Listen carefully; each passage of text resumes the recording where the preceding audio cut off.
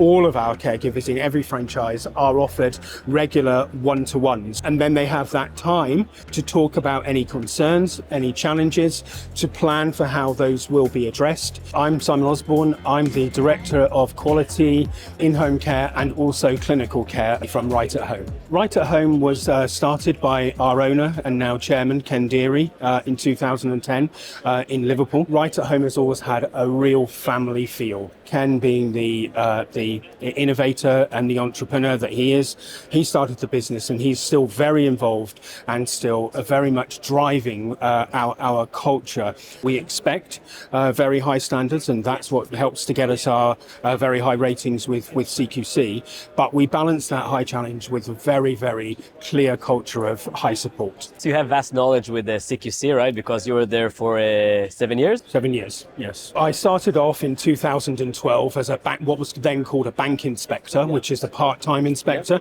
helping out because that was using a previous methodology. I moved on then in 2014 to take up an inspection manager role, which I held from 2014 to 2019. Why should someone become a franchise owner rather than starting their own agency? There's two main points to make here. One is about not launching one's own business just from scratch. Clearly, it's very difficult to establish one's name in a large sector like the care sector. What happens with franchising in the care sector is obviously that a franchise owner is buying into a trusted brand. And there are many trusted brands in franchising in the care sector. It's not exclusive to Right at Home, but what I would really say is Right at Home is really a trusted brand in the care sector. The other key point to make about franchising in the care sector is about the support structure. So when you start off on day one as a business owner, if you had no experience in care, it would be very challenging to navigate the complexities of the care sector.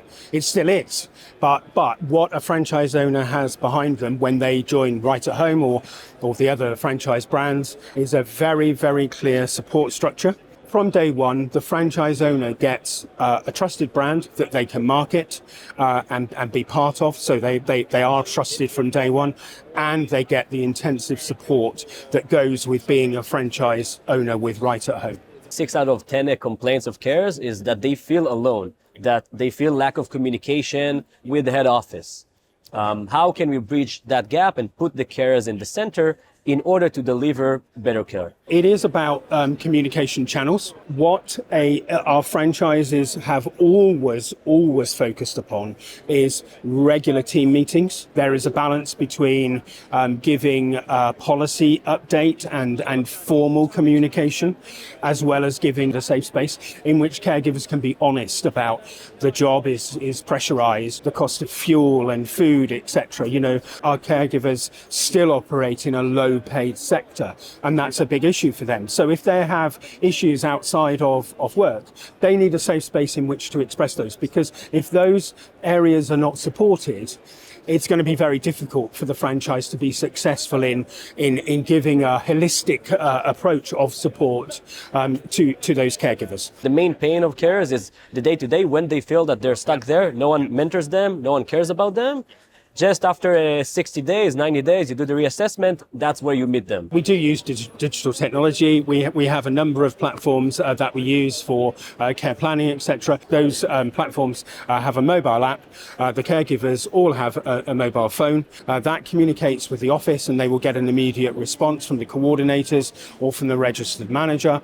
Outside of working hours, that mobile app is immediately and automatically connected to the out-of-hours support, so that if people are working late into the evening, if they have a care call at 9:30 in the evening, there's nobody in the office, but they are immediately connected to the on-call service, and there is an on-call service in every one of our franchises. I know that CQC doesn't really appreciate WhatsApp as a communication tool with carers. Do you know why? There were some concerns from a regulatory perspective, I think, around safety. The other issue we find generally with the use of, let's say social media for communication in a professional sense is sometimes some caregivers might stray into using their professional communication in a more casual manner. Our view is very, very much that we are looking, as I say, to innovate in a way that gives a direct and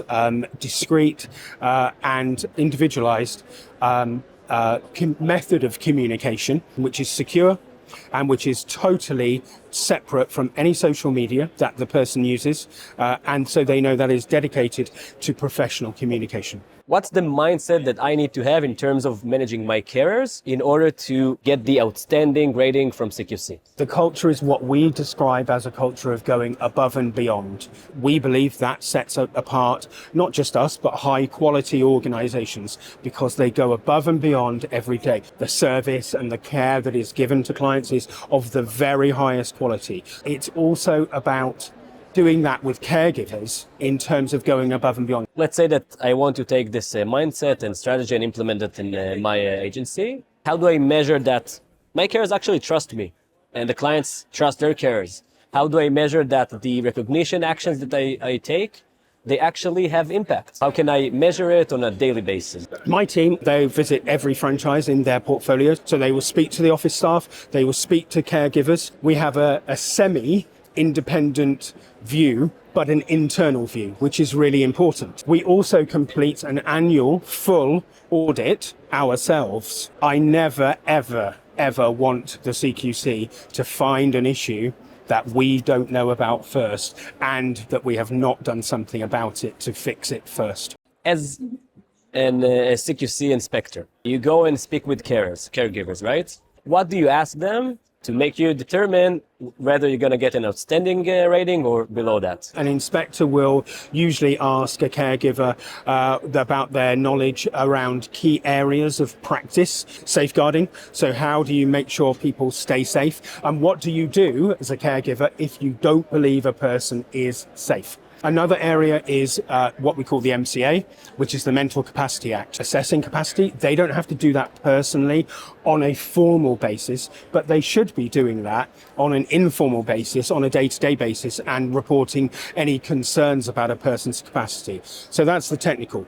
What they will more focus on, though, that we've discussed, is the support. What support is the caregiver being given, both formally in terms of team meetings. All of our caregivers in every franchise are offered regular one-to-ones where they will sit down with their line manager, and then they have that time on a one-to-one basis to talk about any concerns, any challenges, to plan for how those will be addressed, etc. So the inspector will be very much asking what level of support is the caregiver being given? How is the caregiver's knowledge and skill base being developed? What would be the key things any care provider need to invest in order to increase their caregivers' retention? Any individual provider needs to be very focused upon pay, but also on training, and I would say on innovation. But from an individual provider perspective, from a franchise perspective, then I would say